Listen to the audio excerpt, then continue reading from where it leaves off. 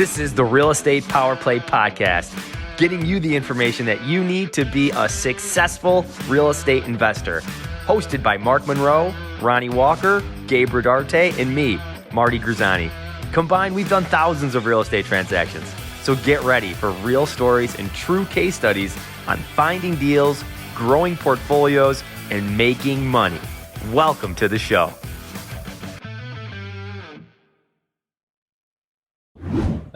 What's up, guys? What's happened to the Real Estate Power Play Podcast? Man, that was fun. Guys, we just wanted to welcome you. Today, we're doing a quick session over working with brokers and realtors. Ronnie, how you been? I've been good, man. How are you? I am fantastic, man. Fantastic. We wanted to just really highlight something that we think is outdated from what we've been hearing, yet it still works for us. So I don't know what's happening. Ronnie, we're going to hit hard. We're just going to jump into it. Yeah, How is the real estate power players? Like, we got Marty and Mark, and we're all working with brokers and realtors. I work a lot with brokers, especially since I'm doing more commercial type stuff. Man, let's go to this. What is the thing that we hear people say that's like, oh yeah, that doesn't work anymore? Like, what is that one thing? What do you think it is? Do you think it's just because there's not hot, the market's too hot or something? Or what do you think that is? Yeah, I think I actually spoke to a guy, I think it was 2 weeks ago, and I was reaching out and actually engaging in conversations with a couple of realtors and brokers. And one of the guy asked me about it, and he's like, dude, like, the market's so hot, they just buy them all themselves, or they've got their tight niche of people, and that's already basically taken. And the idea is like, hey, it's a small world. Everybody's already got their sources. And I think it really comes down to, jumping in. It's really easy to discredit things, right? It's really easy to be like, oh man, that's already taken, or oh, that's already known. And really, relationships are something that either grow or they diminish, right? And if we're building those, everyone's looking for a really strong relationship as someone to take care of them and to be the solution to their problem. And so those are really the two things that I've run into, is people just feeling like, oh, they've already got their people. Oh, this doesn't work. Oh, those deals, why didn't someone else buy that deal already? And it's really just this limited mindset that I'm running into, right? It's just kind of this negative down. I'm not going to be able to do a deal from that realm. That's what I run into when I'm talking to people about this strategy. Yeah, totally. And that exact same thing, limited mindset as far as these brokers already have relationships, or the realtors already have relationships. They're already talking with other people. It's going to take too long, or there's just so many of them. I don't know really who to talk to and who to contact. Look, most of my single family, well, I'd say most, we've sold off some, and we've done some our mobile home parks. All of our parks came from brokers, from realtors, off market.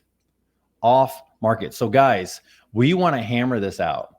Right, Ronnie? We want to just highlight a couple things, get rid of the naysayers, and highlight maybe 3-4 things each of like what you could be doing as an investor to be building that relationship with realtors and with brokers. So, absolutely. Well, and I think with people understanding that, realtors and brokers from the wholesale realm, for me, I used to kind of, I was taught early on a number of years ago that like they're kind of the enemy, right? Like they're kind of the, like the ones that you need to stay up. They're not very creative. They're very traditional. They're going to be aggressive. They're going to kill the deal.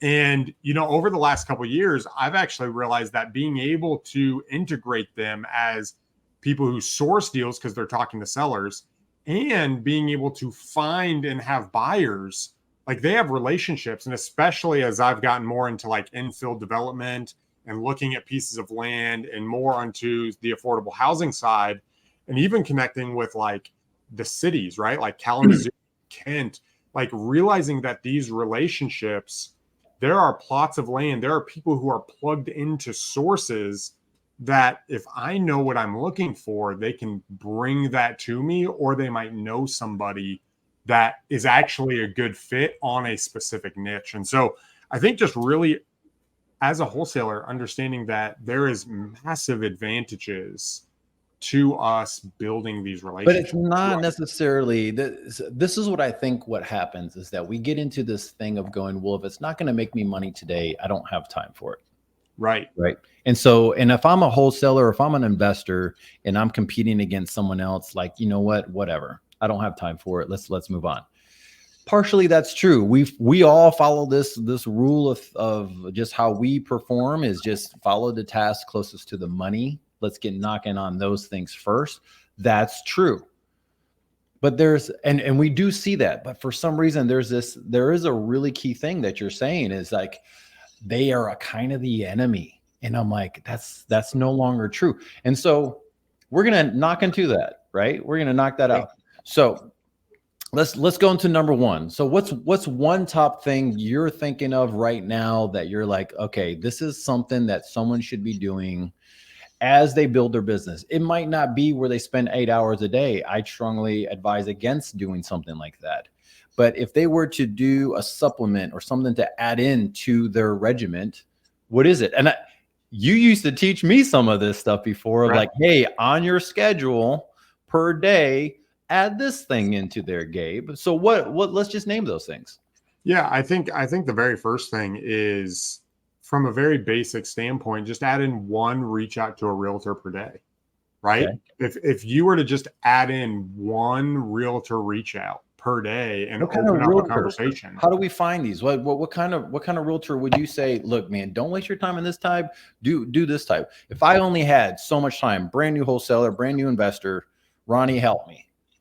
So what I would do is I would go to either the MLS or I would go to like Zillow, and I would look up all the solds within the price range of property that I'm looking for.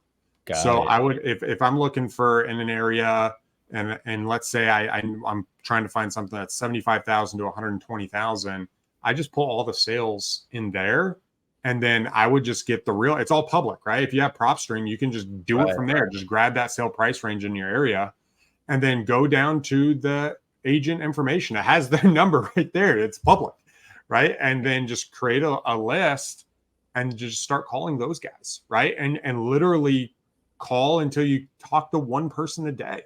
And then once you connect with that one person, send them a text message, and then just follow back up with them, and let them know, hey, I'm looking for deals.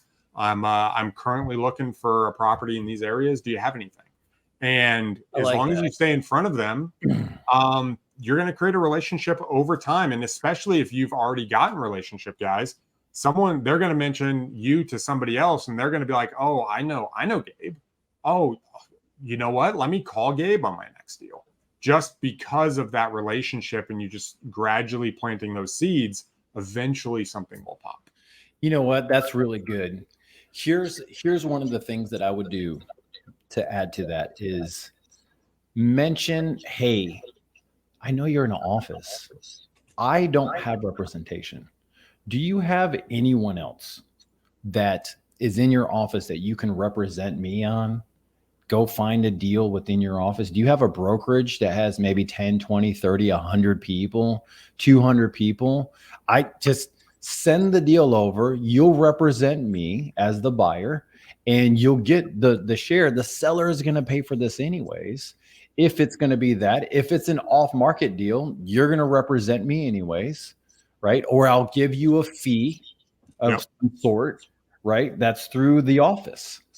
So there's some things like that. That's kind of like the terminology that you could use, right? Something like that, where you're letting them know, hey, look, represent me. That's fine. Yep. That's okay. I don't care. I just will need to put the money to work.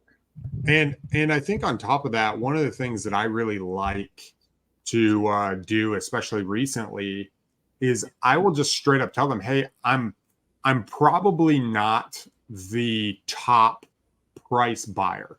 Right. Like I'm not going to be the guy who pays you top, but what I am is I'm the guy that you can rely on if you need this thing closed. And what that looks like is, here's how I'll close that. I have two ways of doing that.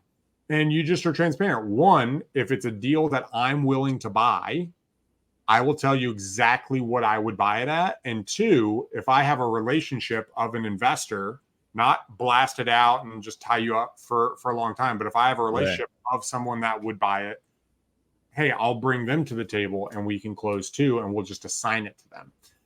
And what this does is it shows your transparency and that you want to make money and you want to do deals and that you're looking for deals specifically.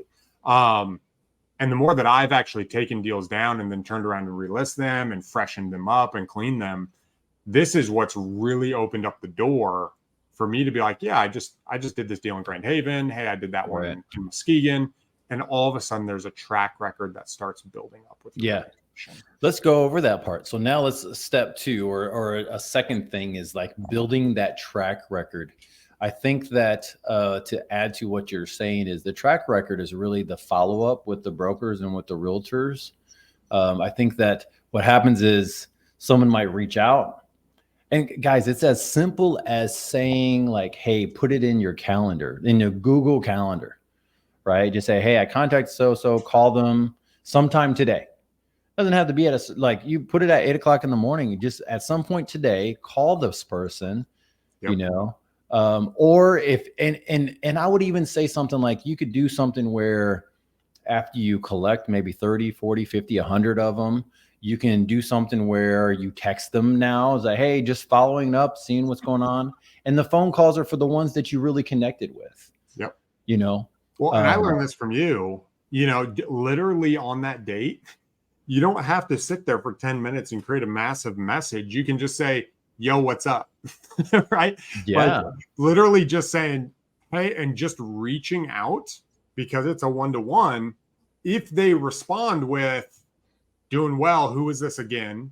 Whatever that looks like, you're engaged in a conversation. Yes. Hey, it's Ronnie. We talked about blah, blah, blah. I was just reaching back out, see how things were going. Like it doesn't. You want people that are busy. What's that? I said, you want people that are busy. Exactly. It doesn't have to be like this crazy in depth. Actually, I find the shorter the message, the more credible I come across and the more likely an actual conversation happens. If I send this block message, that's when people don't respond. Right. It's like, hey, what's up?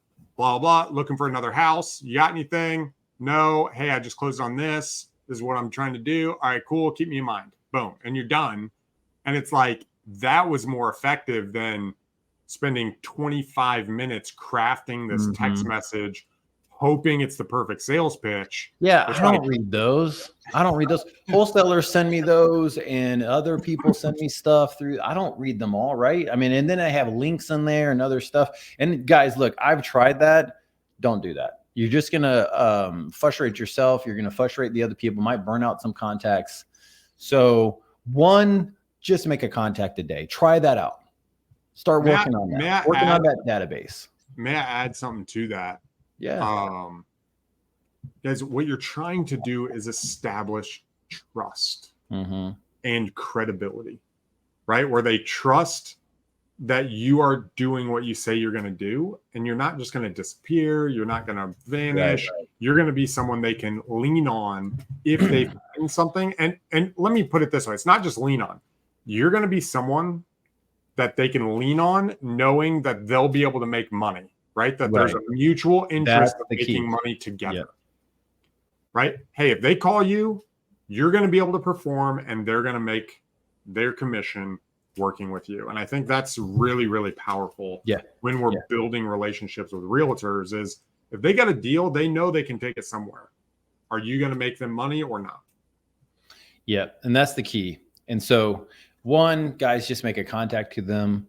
I think it's a great thing. Put it in your schedule. Start creating a database or a spreadsheet of just people to contact. And then two, and now we just I've been doing this for so many years. I got a whole database and a whole system set up for it. So I'm really good at this. The two is basically what you're saying and how you're approaching it. And that's the approach is, listen, I don't want to waste your time. The text message is looking like that. It's short and quick. The response is short and quick. The phone call is short and quick. If you're making a phone call, go and look, this is what I'm looking for. It's, I'm in these areas. I don't want to waste your time. Would it be better just for me? Would it be better just for me to connect with you every 30 days and seeing what else you have? Put me at the top of the list. Look, guys, I have good friends that are like some of the top wholesalers, and they forget to call me sometimes. They're going, dude, I had a deal. I'm totally forgot, man. I sold it to this other buddy. You sold it to my friend. Yeah. But he called me the day that it was, and he was and then the deal came in, and you know what you want? Yeah, sure. That's how transactions work. You can't be offended over that.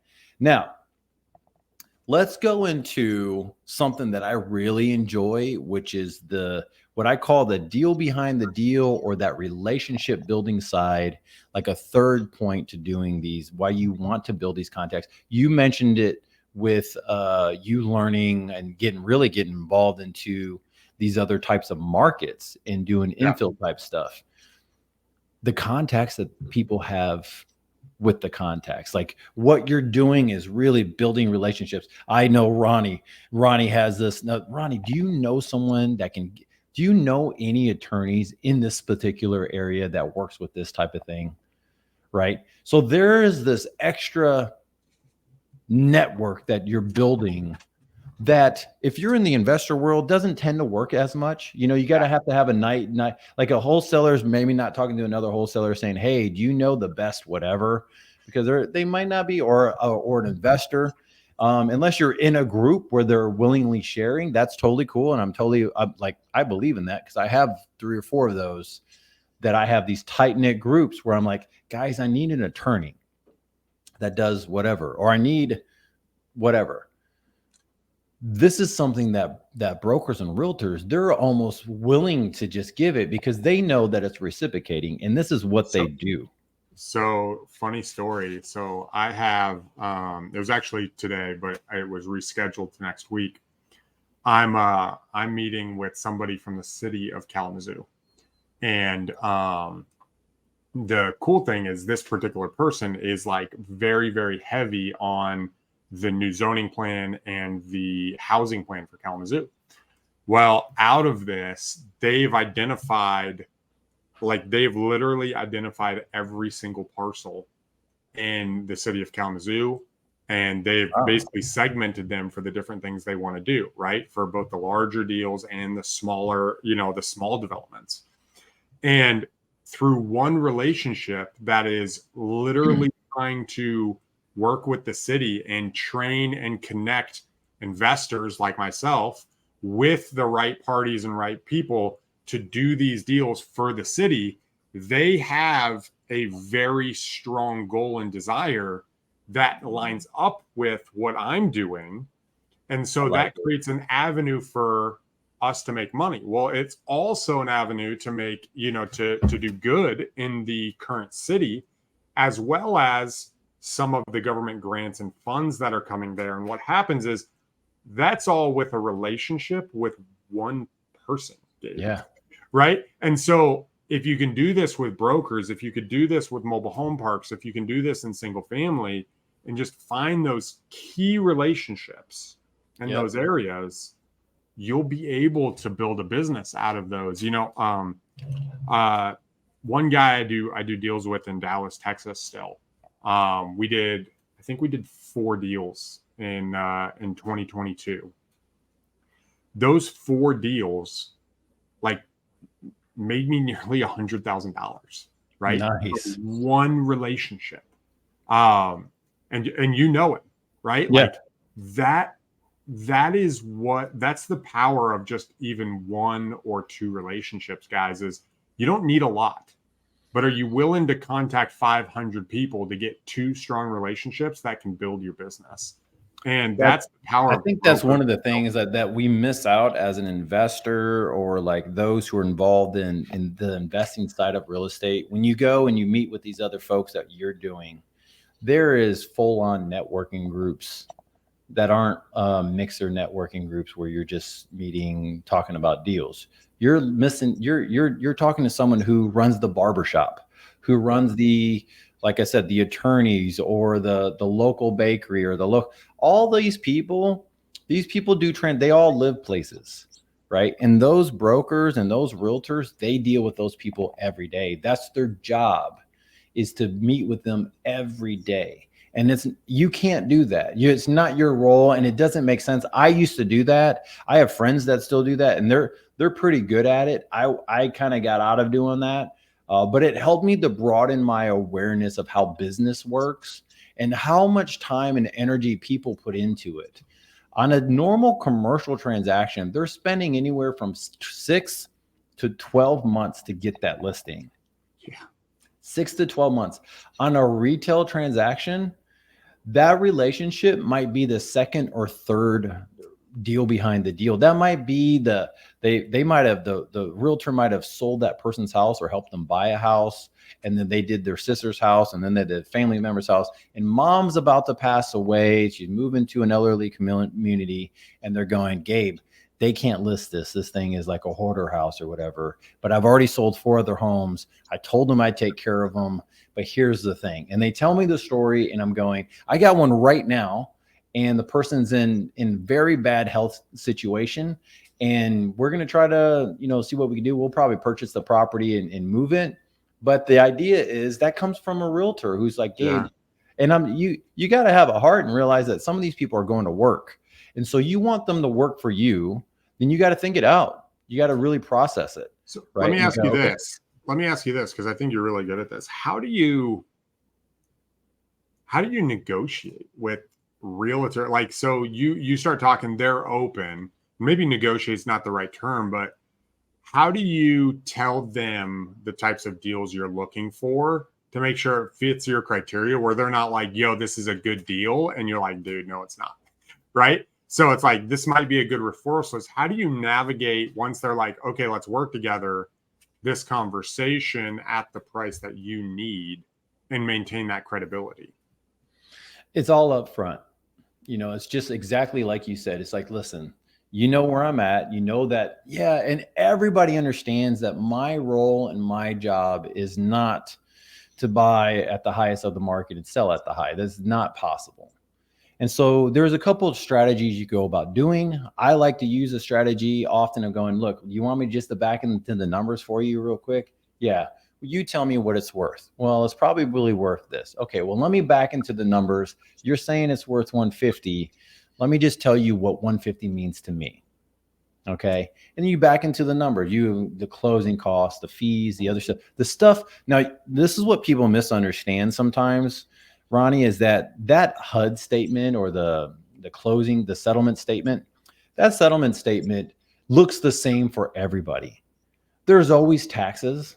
There's always fees. Even in the commercial world, in the cash world, someone has to pay this stuff. There's liens, there's other stuff on there. There's HOA fees, you name it. There's everything. The settlement statements are the same. It's just who's going to pay for them. And so if they're a realtor who's done many transactions, you go, I like to just go, listen, when it comes down to the settlement statement, I want to make sure that the seller is able to move on, right, with where they need to be, that you're taken care of on that statement, and that the number makes sense for us to help them move on. But then yet I'm in a place where I can perform my business in a profitable way. And that's it. That's my business is no different than the hairstylist, right? I have to have a certain margin, and I'm not trying to make a killing where I'm making a 50% profit, right? Like, I want everyone to survive and to live. And this is the key, because I've killed deals. You've killed deals. This is when you kill a deal, guys. And I've seen newbies, wholesalers, investors do this all the time. You kill the deal whenever you can buy it for 150 and you're making money and you're going, I bet you I could get it for 140. I want to go and talk to my friends, and I want to share with them just how much I'm going to try for 120. And what ends up happening is the seller ends up having seller remorse. The broker or the realtor starts looking at you like a slime ball. You're already considered a low baller, because they're asking you to go like, hey, I just want a cash offer, come in. And now what's happened is the relationship. What's up, Luke? Now the relationship you have with that realtor is no longer a great relationship. You didn't really help out everybody, right? Now you're the slime ball, And now your profit margin might look good to you on paper, but you just ruined a relationship. And what you don't realize that there's always a deal behind the deal. Man, I have one realtor. He's a great friend of mine now. We've done a lot of things together. We've probably known each other for maybe 6 years. And the first deal that he brought to me was, I sat with him. We had coffee the first time I talked to him. And we just connected for whatever reason, maybe similar age, health, other stuff we had in common. And literally I left the meeting and I'm going, I don't know if this guy, like, he's looking to do his own thing. I don't know. And then and I had a follow up. Hey, Ronnie. And then I think within 3 months, he goes, well, I got this one divorced couple. It's a ball buster. Like, it's just crushing me, man. And I'm like, let me see what I can do to help out. I got on the phone, figured out the whole thing. And I go, listen, I'm going to work this. You're going to get paid, but I need you to stand outside the circle real quick. He's like, what? And I'm like, listen, this is a sticky situation. This one's really, really, really, really sticky. Just trust me. I know you don't know me, but I'm going to pay you to get this done. And then because the deal was actually a really juicy deal. And as we took a video of this place, I was like, I'll have you list it, but right now I need you to just trust me. And that took a lot of trust from him, but for whatever reason, it worked. The deal worked. We made a lot of money. He made a lot of money. I think I paid him like $35,000 off of just that, which is a pretty good thing. Yeah. For a realtor. I mean, that's more than most realtors make, like, in a year. So the point is, and he sent me, I don't know, 6 or 7 other properties in the meantime going, hey man, I got something else over the next 5 years. How many of those type of deals do you need to have? How many relationships do you need to have? What happens if you have 10, right? Just 10 of those people throughout their life. And you know what you got to do? You're just going to go and grab lunch with them every now and then.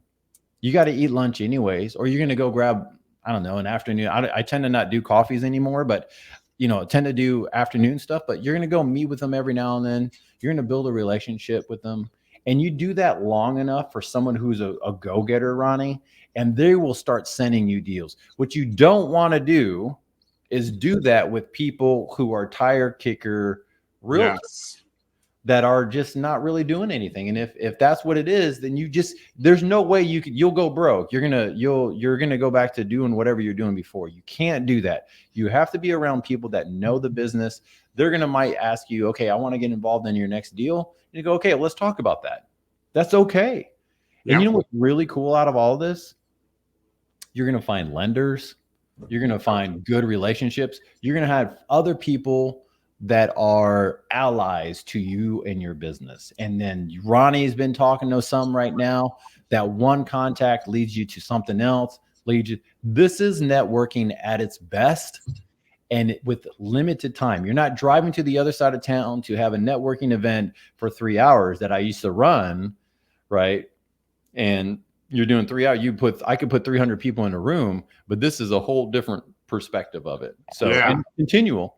Bro, I think that's so powerful, guys. If you guys didn't catch all that, go back and listen to what he said, because there's like a ton of gold in there. And, in this case, that agent trusted Gabe. But I also want to challenge you guys, like, feel free to trust the relationship too. On the very similar note, the relationship that I have in Texas, I actually was busy and I said, hey, can you take the ball on this and we'll split the profit? And I trusted him. By doing that with someone I believed was an A player and knew that they were going to be able to go out and make money, because I gave up part of my deal, that opened the doorway for us to create a relationship where we started making money together. And so, guys, it works both ways. Sometimes you could use this lender, or you could use this lender to start a relationship, right? Sometimes you bring in this guy, pay him a little bit of money so you can open up that relationship for later. And you just got to be able to judge that when you're working with realtors and you're working with brokers. Sometimes you got to bring people in, right? Sometimes it takes a little bit of trust to build that trust. And so Guys, there's been a ton of gold in this episode when you're going through. Don't discount these relationships. As Gabe said earlier, don't discount these relationships because you've heard it a time or two, right? There's a question we do have on here that came up because we're on Facebook Live for those who are listening. Yep. Do we as investors have to be represented by an agent every time we submit an offer on the MLS? No, you don't. Specifically on auction properties. As far as I know, no, you don't. Because most people who go to auctions are investors, right? They're looking at buying properties and they're coming in with the cash and they're not bringing their broker with their or their realtor. As far as submitting offers online on the MLS, you don't have to. You could be unrepresented, and that's totally fine. 100%. And the good thing about that is you could talk to that realtor and go, look, I do this all the time. I don't have representation. I don't want representation. If you want a fee, that's fine. If that helps me get a better deal or help us get to the finish line quicker, I would love to do that. Yep, absolutely. I actually like doing that, just reaching out to the agent directly and talking to them. That's actually how I got into my personal house. I reached out to the agent directly and, negotiated an owner finance deal with the seller's agent. So you went directly to it was online? Yeah, the house I'm in right now was actually an on market. It was on market for over it was 5 months. And wow. I reached out to the selling agent directly, and she told me that they wouldn't accept owner financing at the time. We went back and forth, and I wrote up a thing. We role played how to present it to her seller, and she presented it. And they accepted the idea initially, and then we had to go into the actual negotiation of the seller finance terms for the house. But that was me reaching out to a seller directly and having her represent me and get the fee for me rather than me getting another. And guys, I love having this conversation because I think we're in the market right now when we're hearing the rates that are above 7%. We're in the market where people are starting to get more creative in what they're doing.